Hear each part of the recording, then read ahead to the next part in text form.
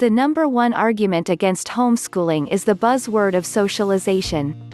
In other words, the lack of social interaction with others through schooling. This is easily avoided by joining numerous organizations, including independent study programs and specialized enrichment groups for physical education, art, music, and debate. Most are also active in community groups by learning through doing. Home-educated children generally socialize with other children the same way that school children do, outside of school through social and community groups, local sports teams, and neighborhood friends.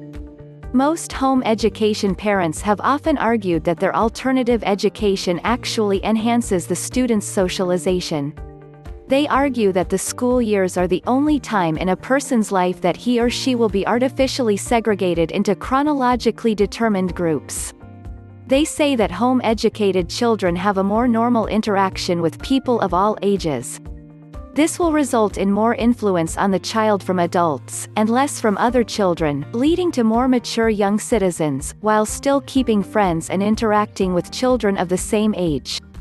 In 1999, a statement from the National Education Association said, "Homeschooling cannot provide the student with a comprehensive education experience."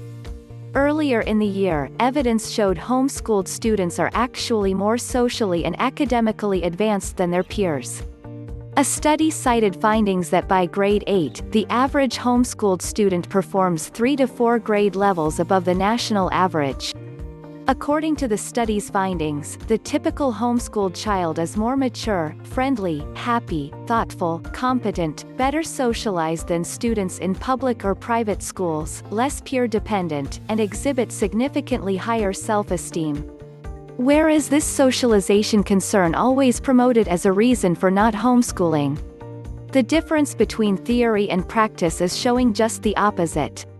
Homeschoolers socialize in sports camps, special events, ski trips, astronomy clubs, church groups, book clubs, on the internet, and with their neighborhood friends.